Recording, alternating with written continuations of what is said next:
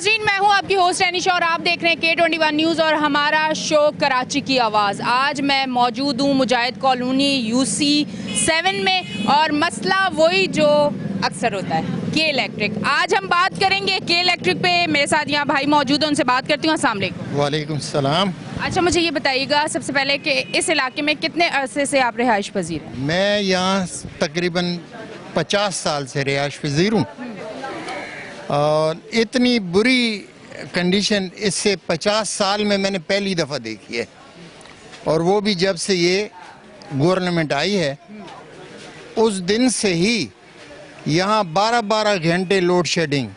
12 घंटे तो किसी देहात में भी नहीं होती और यहाँ पे 12 घंटे की लोड शेडिंग। हैरानगी है, यानी ज़माना कहाँ पहुँच गया। और यहाँ पे 12 घंटे की लोड शेडिंग। और ये मार्केट है, मार्केट में अब ये दुकान सुबह अगर 9 बजे से 9:30 बजे लाइट जाती है और 11 बजे आती है, 11:30 बजे जाती है और उसके बाद 4:30 बजे आती है, उसके बाद जनाब ये 7 बजे जाती है और 9:30। तो आप देखें कि एक आदमी कमाएगा क्या, घर लेके क्या जाएगा। और उसके बाद जब बिल आता है तो बंदा सोचता है कि अब ये बिल जो है ना, ये कहाँ से मैं पे करूँगा। आपके कहने का मकसद है जो कारोबार का टाइम है उस टाइम पे लाइट नहीं होती? कारोबार के टाइम तो बिल्कुल ही लाइट नहीं होती। यानी कम से कम अगर दिन के वक्त अगर लाइट हो तो आदमी इतना तो कमा ले कि बिल दे दे, रोटी न भी खाए तो कम से कम कराची इलेक्ट्रिक का बिल तो पे कर दे। यहाँ तो इतना भी नहीं हो सकता कि अब आप जो मैंने टाइमिंग बताई है ये कम से कम 12 घंटे पर डे। 12 घंटे तो पिंड दादन खान में भी नहीं होती होगी, जो यहाँ UC7 डालमिया में। यानी ये इतना इलाका कि इसमें बंदा हैरान हो जाता है, इतनी आबादी, 12 घंटे लोड शेडिंग, कोई तसव्वुर नहीं कर सकता। अच्छा, मुझे ये बताइएगा कि 12 घंटे की जब लोड शेडिंग है और जिस टाइम पे कारोबार है उस टाइम तो लाइट है ही नहीं, ठीक है, कारोबारी लोगों के साथ जो हो रहा है वो तो समझ आ गया। अब मुझे ये बताएं, 12 घंटे की लोड शेडिंग के बाद बिल किस तरह से आ रहे हैं, कितने आ रहे हैं, कुछ कमी आई है बिलों में?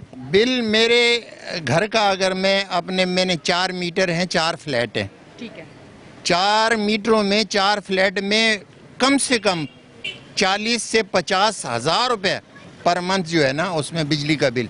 यानी 12 घंटे लोड शेडिंग के बाद इतना बिल है। और अगर 12 घंटे और भी लाइट आती तो 1 लाख रुपए तो बिल होता।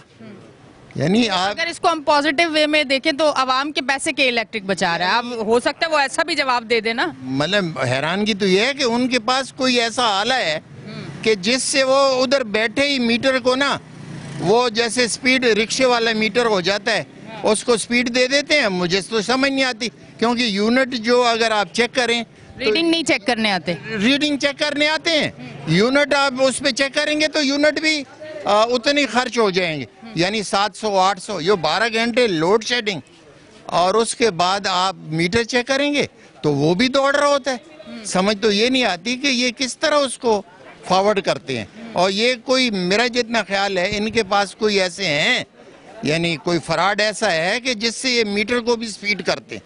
यानी बैठे बिठाए ही मीटर को आगे कर देते हैं और आपका बिल जो है ना, वो घर पे आप बैठे हैं, बिजली नहीं है, मीटर आपका जैसे चल रहा। मतलब अगर आपके आसान अल्फाज में बोलूँ तो फ्रॉडिये हैं वो। आप खाली फराडिये नहीं, पक्के फराडिये हैं। फराडिये तो पहले भी होंगे, लेकिन अब मेरे ख्याल में ज़्यादा ट्रेनिंग आ गई है इनको। और कराची इलेक्ट्रिक तो, और मज़े ये है कि कोई पूछने वाला भी नहीं है, कोई पूछने वाला नहीं, कोई गवर्नर, कोई, यानी वो बोलते हैं ना कि यार जा तू जो करना है कर ले, मेरा क्या कर लेगा। ये कराची इलेक्ट्रिक जैसे बड़ा बदमाश होता है, ये इस तरह का बड़ा बदमाश है। यानी इसका कोई सुनने वाला, कोई एक्शन लेने वाला कोई नहीं है। ये बस अल्लाह ही हाफिज है।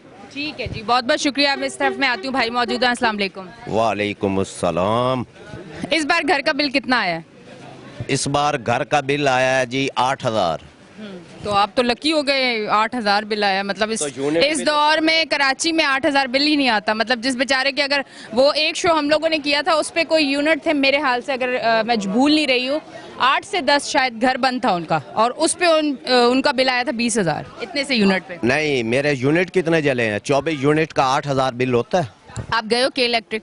के इलेक्ट्रिक कई दफा गए हैं जी। आपने पूछा नहीं उनसे यही कि इतने यूनिट का किस तरह बिल आया, पर यूनिट मुझे कितने का पड़ा, ये टैक्स मुझे कितने के पड़े, इस तरह से डिटेल में बात की है आपने? जी बिल्कुल की है। हाँ। उनसे डिटेल में बात की। उन्होंने बोला जनाब टैक्स बढ़ गए हैं, प्राइस बढ़ गए हैं, फ्यूल एडजस्टमेंट बढ़ गए हैं। फिर वो आगे जूं का तू मामला, जब जू का तू मामला हुआ फिर वैसे ही लौट के वापस आ गए। मतलब आखिर यही है कि भरना है, भरना है, जो भी है भरना है। 12 घंटे की लोड शेडिंग कर रहे हैं। 12 घंटे की लोड शेडिंग में सब कारोबारी हजरात जितने भी दुकानदार हैं सब परेशान हैं। उसके बाद फिर आएंगे बिल लग के एक्स्ट्रा लोड डाल रहे हैं जी आप। क्यों? ये के इलेक्ट्रिक ने तो यहाँ आवाम का जीना मुश्किल कर दी है। और घर रोटी रोजी लेके जाएं या इनके बिल पे करें, ऐसा कोई नहीं है। के इलेक्ट्रिक बिल्कुल फेल हो चुकी है। सब ऊपर की दास्तान है, कोई इनको पूछने वाला नहीं है। अच्छा, बिजली के बिल के अलावा जो गैस है वो गैस की भी बंदिश साथ हो रही है। गैस नहीं आ रही, पता नहीं क्या वजूहात हैं। सब यानी जितने टैक्स पूरी आवाम पे कर रही है, कोई 99% यहाँ बिल पेड है। यहाँ लोड शेडिंग है, फिर भी इतनी लोड शेडिंग है। इतनी लोड शेडिंग है।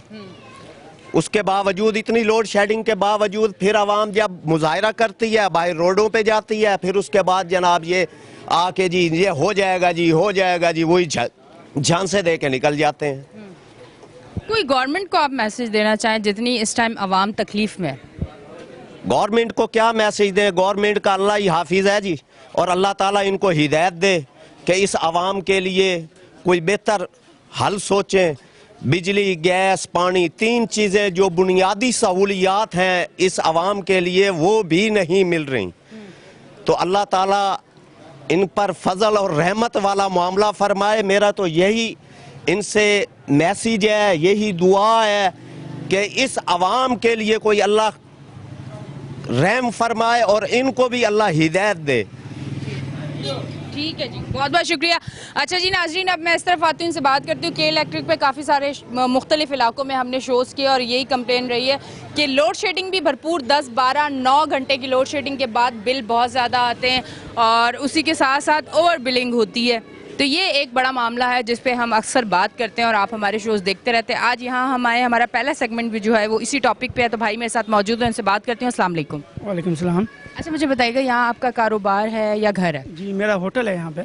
होटल है आपका, मतलब प्रॉपर एक होटल जिस पे खाना, चाय सब सुबह से स्टार्ट हो जाता है? बिल्कुल जी। तो किस तरह से काम करते हैं जब सुबह आते ही लाइट नहीं है, दिन को लाइट नहीं है, शाम को लाइट नहीं है, तो फिर किस तरह से काम होता है? थोड़ा सा वो बताएं, कितनी मुश्किलात आपको होती है? क्या करें, जनरेटर इस्तेमाल करना पड़ता है, उसके बाद वो फ्यूल पेट्रोल पे इस्तेमाल करना पड़ता है। गैस भी नहीं होती, तकरीबन गैस नहीं है, गैस तो है ही नहीं, सिलेंडर इस्तेमाल कर रहे हैं हम।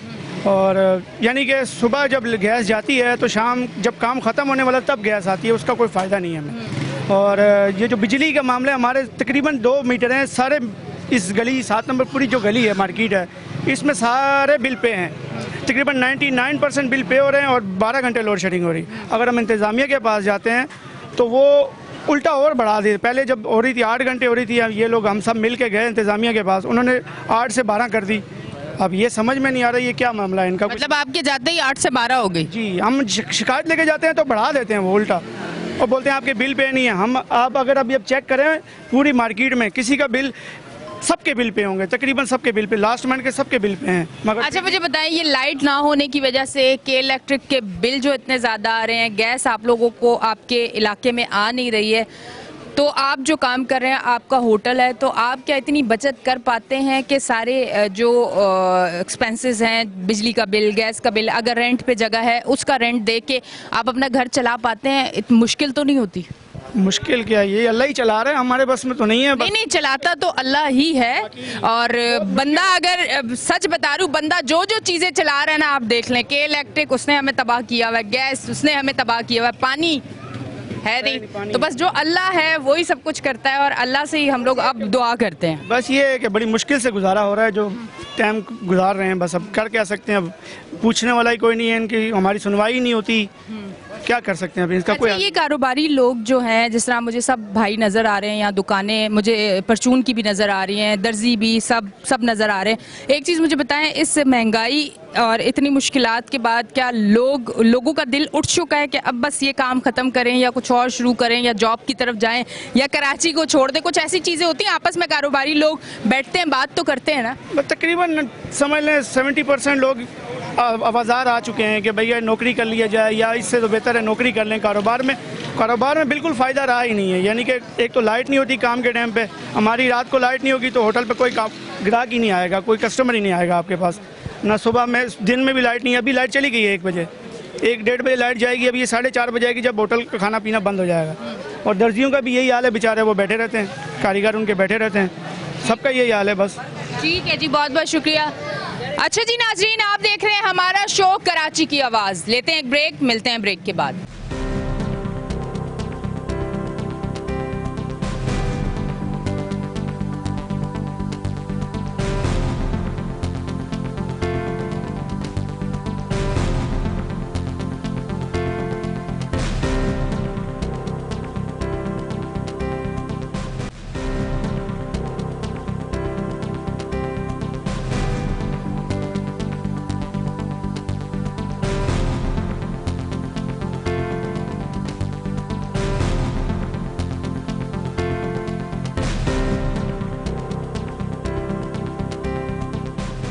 वेलकम बैक जी नाज़रीन, हम ब्रेक से वापस आ चुके हैं और आप देख रहे हैं हमारा शो कराची की आवाज़। और हम ब्रेक से वापस आते ही मेरे साथ ये भाई मौजूद हैं, इनसे बात करती हूँ। अस्सलाम वालेकुम।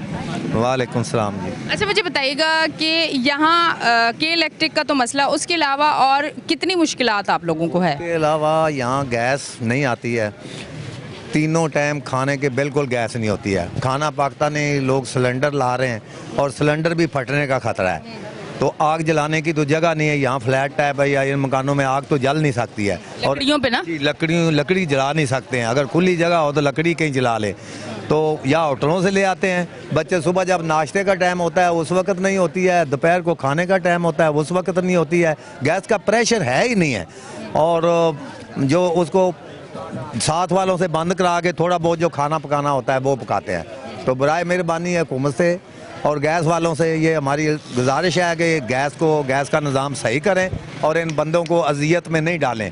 अभी तो आगे रमज़ान आएगा और आगे सर्दियाँ आएंगी, फिर क्या होगा उसके लिए। तो हम यही कह रहे हैं कि आपके तवज्जुह से कि ये आवाम से और सब आवाम से पुरज़ोर अपील है कि वो इस बारे में बताएं और ये आगे हाकिमों के पास जाए ताकि वो इस पर कोई एक्शन लें।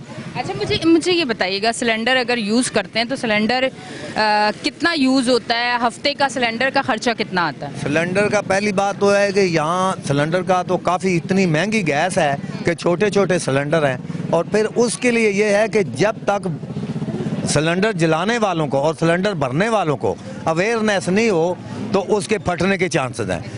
नोबडी नो के how to operate that cylinder, ठीक है। तो इसलिए लोग कुछ तो डरते हैं, जिन्होंने लाया वो कोई उल्टा बाल खोलता है, कोई कुछ खोलता है और इससे एक्सीडेंट होते हैं। और गैस हादसा हुआ, ये जोर में हुआ है, ये पीछे एक हादसा हुआ है, ठीक है जी। और उसके लिए ये है ना कि कितने बंदे जख्मी हो गए हैं, और ये बंदे इतने डर गए हैं कि अब तो वो सोच रहे हैं कि अब क्या करें, लकड़ियां जलाएं, क्या करें, कहीं खुली जगह पे चले जाएं। खाना होटलों से पे भी पूरा नहीं हो रहा। होटलों से किस तरह से अफोर्ड करेंगे? और हेल्थ को अगर देखें तो, और हेल्थ को भी देखें तो होटल ज़्यादा होटलिंग करनी नहीं चाहिए। होटल का खाना भी तो वह जो सही नहीं है, क्योंकि बहुत से लोगों ने तो एक ही टाइप का घी रखा होता है, दूसरा खा लें तो आपके आजकल घी ऐसे हैं कि वो खांसी हो जाती है, ज़ुकाम हो जाता है, बहुत मैदे में मसला हो जाता है। तो इसलिए इसका जो है कुछ सद्देबाब होना चाहिए। ठीक है जी, अब लोगों की आवाज़ यही है कि सब जो आवाम है कराची की के इलेक्ट्रिक तो है, उसके साथ गैस का मसला बहुत ज़्यादा, जिसकी वजह से ये लोग बहुत ज़्यादा परेशान हैं। अब 3 टाइम तो खाना है और एक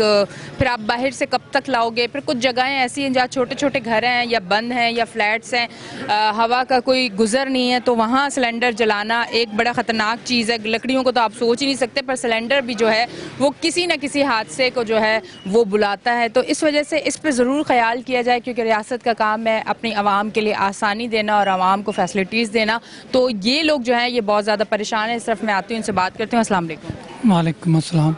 अच्छा, मुझे ये बताएं कि 3 टाइम घर से ही खाना बनता है या फिर आप भी कोई एक टाइम सुबह उठे और गैस नहीं है तो चाय बाहर से आ रही है, इस तरह की चीज़ें? डेफिनेट है, जब गैस नहीं होगी तो उसके लिए तो कोई नहीं सोचना पड़ेगा, होटल पे जाएं या आगे पीछे से सिलेंडर लेकर आएँ। सिलेंडर वो डेफिनेट है, सिलेंडर इतने महंगे हैं अफोर्ड ही नहीं कर सकते। गैस जो है ना, सुबह बच्चे स्कूल जाना होता है और स्कूल जब तैयार होते हैं उनको रोटी नहीं मिलती। मैक्सिमम कितना, अगर सिलेंडर कोई यूज़ कर रहा है तो मैक्सिमम मंथ का क्या उसका बजट आता होगा? अभी तो मंथ पूरा हुआ नहीं ना, अभी शुरू हुई है गैस की लोड शेडिंग, अभी शुरू हुई है। इससे पहले बिजली की लोड शेडिंग थी, जिसने हमें जो ना 1 साल से 6 महीने से, जब से ये हुकूमत आई है, उसने हमारे नाक में दम कर रखा हुआ। रोज़ाना तकरीबन 8, 10, 12 घंटे बिजली जाती है। सारा दिन हम जनरेटर चलाते हैं, पेट्रोल पे चलाते हैं, या गैस नहीं तो पेट्रोल पे चलाते हैं।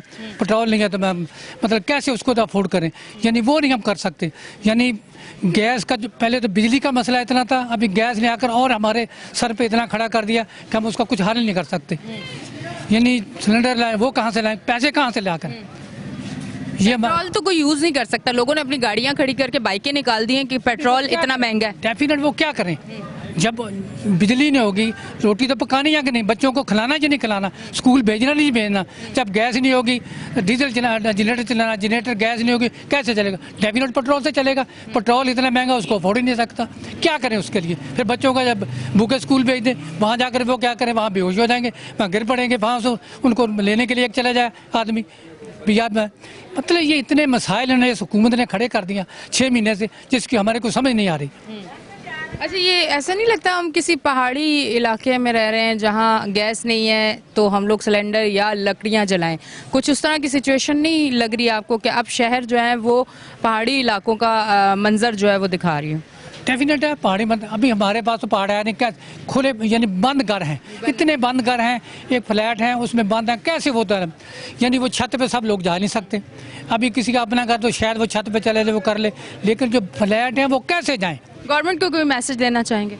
गवर्नमेंट को मैसेज उनसे रिक्वेस्ट करना चाहता हूँ कि पहले बिजली और उसके बाद दोनों बंदोबस्त करें ताकि आवाम को रिलीफ मिले कोई। ठीक है, थैंक यू वेरी मच। क्योंकि आगे जो है वो सर्दी का मौसम है और सर्दी में गैस की ज़रूरत ज़्यादा होती है, तो गर्मियों में ही कराची वालों को गैस उनसे छीन ली गई है, तो सर्दियों में उनको कितनी मुश्किलात होंगी, उसके लिए तैयार रहें कराची वाले। उम्मीद करते हैं, अपील भी करते हैं, रिक्वेस्ट भी करते हैं, और साथ साथ ये शो करने का मकसद ये है कि इस ठंड के मौसम में जो अब आने वाला है, कराची वालों को ज़्यादा मुश्किलात ना हो। इस तरह भाई मौजूद हैं, इनसे बात करती हूँ। अस्सलाम वालेकुम। वालेकुम अस्सलाम।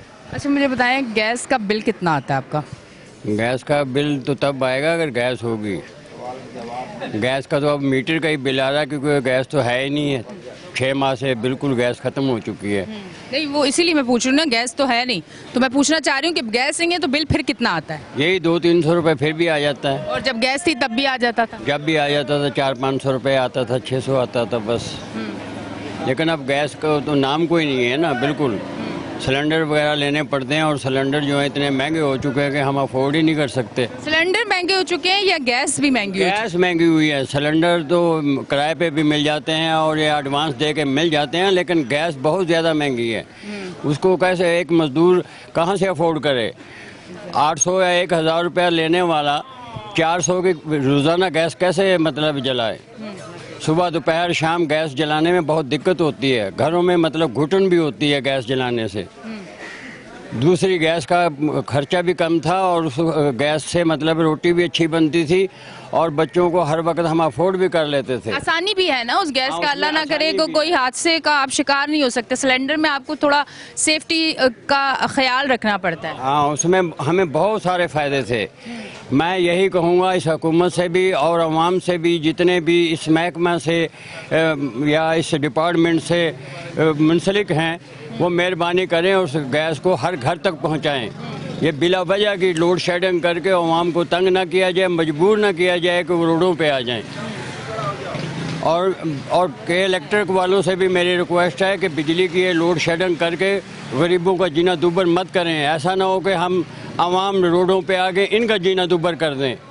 अच्छा, वैसे कभी आप लोग के इलेक्ट्रिक के ऑफिस गए हो, आपने बताया हो 12-12 घंटे की लोड शेडिंग प्लस फिर इतने ज़्यादा बिल, और मौसम भी देखें कराची का इतना गर्म है, कभी आप लोग गए, कोई बात हो? अच्छा, जवाब आगे से क्या मिलते हैं, थोड़ा सा उस पर अगर आप बताएं कि कोई जवाब ऐसा मिलता है कि जो कंप्लेन करने गया है वो मुतमईन हो क्या है?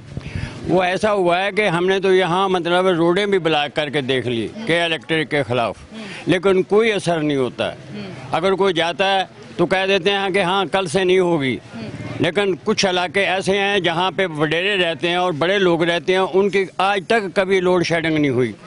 सिर्फ हमारे इन इलाकों में, गरीब इलाकों में बिजली आती ही नहीं है। 2 घंटे आती है, 3 घंटे चली जाती है। रात को भी यही हाल है और दिन को भी यही हाल है, पूरी गर्मियों में यही हाल रहा है।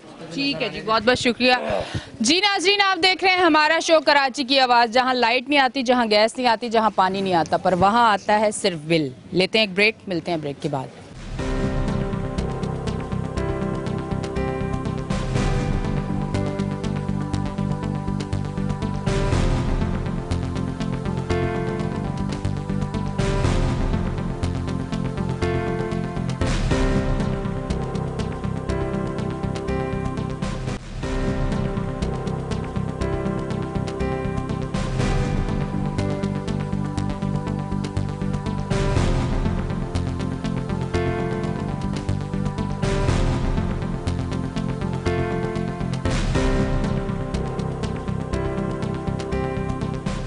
वेलकम बैक जी नाज़रीन, हम ब्रेक से वापस आ चुके हैं और आप देख रहे हैं हमारा शो कराची की आवाज़। और ब्रेक से वापस आते ही हमने अपनी लोकेशन चेंज की है। काफ़ी सारी ख़वातीन मेरे साथ मौजूद हैं, मैं इनसे बात करूंगी। अस्सलाम वालेकुम। वालेकुम अस्सलाम। अच्छा, मुझे बताइएगा आपके इस एरिए के क्या मसाइल हैं?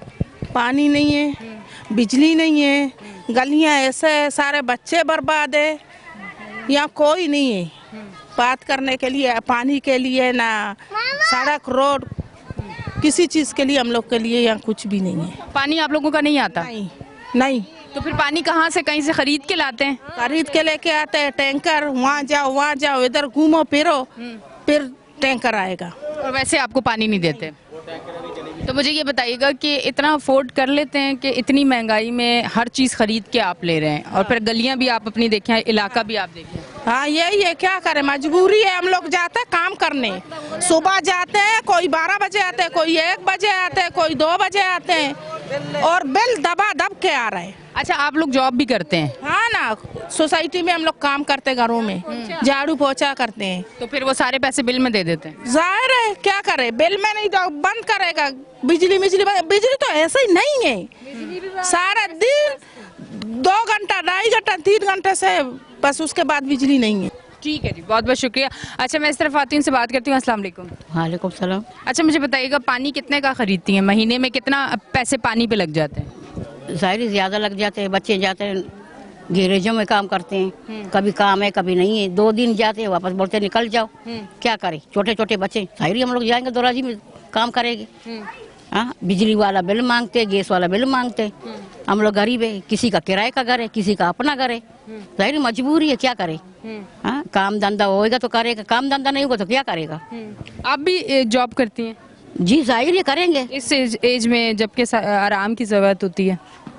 आराम किधर मिलती है, घर पे आओ बच्चे नहीं छोड़ते हैं, ज़ाहिर जाते हैं सुकून के लिए, वहाँ जाती है, सुकून भी नहीं है, क्या करे, बच्चे छोटे छोटे, पोता पोती हैं, पानी नहीं है, खरीदेंगे कोई रेडी वाले से, गद्दा गाड़ी वाले से, कोई टैंकर वाले से, क्या करेंगे। अच्छा, कराची में अब आपको आगे क्या लगता है, कोई बेहतरी होगी आप लोगों के लिए? हम तो यही सोच रहे कि हो जाए, पानी आ जाए, बिजली हो जाए, गैस हो जाए, सब कुछ हो जाए। ये गलियाँ जवानी से बुढ़ापे में आ गए तो वही का वही है। अच्छा, जवानी में भी ऐसे ही था और बुढ़ापे तक ही ऐसे ही है, बदला नहीं है? नहीं बदले, क्या बदले, हम लोग नहीं बदले, अभी जमीन कैसा बदलेगा, कौन बदलेगा। कोई सरकारी नहीं है। जो सरकार है, जो जिसका पास दौलत है उसी का है, गरीबों का तो कोई भी नहीं है। गरीबों क्या का गरीब इसी तरह पिसता रहेगा? क्या करेगा, उसको पता चलेगा। अभी काम होएगा तो बच्चे लोग जाएंगे, काम करेगा ना।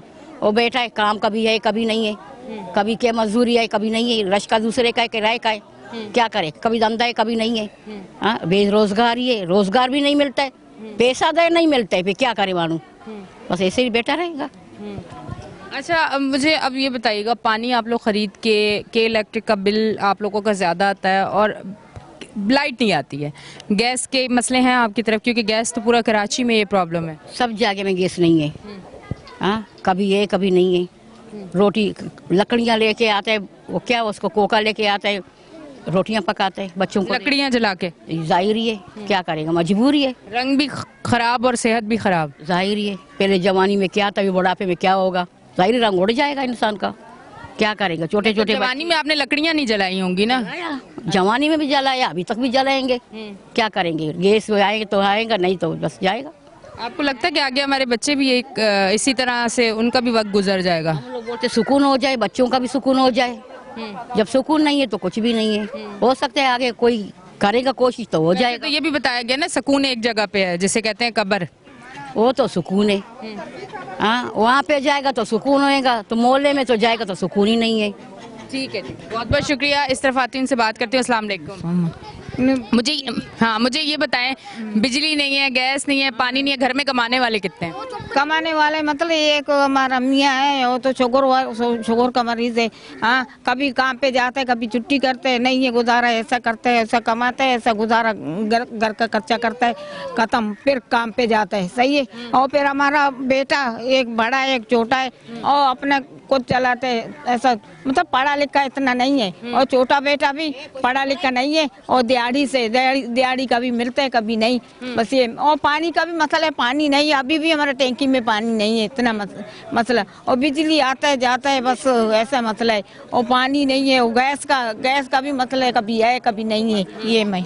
अच्छा, असल में होता ये है कि जब हम ऐसे इलाकों में आते हैं और इन लोगों की आवाज़ आप तक पहुंचाते हैं, तो इन लोगों को लगता है कि शायद हम ये सारे काम करवा सकते हैं, हम जितना करवा सकते हैं हम इलाकों में आके ये आवाज़ आगे तक पहुंचाते हैं ताकि आसानी से इनका काम हो जाए। हमारी एफर्ट्स यही होती है। मैं इस तरफ आती हूँ, आप मुझे आज बताएं कि हम आपके लिए क्या कर सकते हैं, वो कर लेते हैं। पानी, गटर लाइन, ये मंशियात, यहाँ हमारे सारे बच्चे खराब हैं। मंशियात फरोश है यहाँ पे बहुत है, गली गली में जाओ देखो, सारे बच्चे बर्बाद है। कभी कोई पुलिस नहीं आती यहाँ पे? लेके जाते, पैसे लेके छोड़ देते।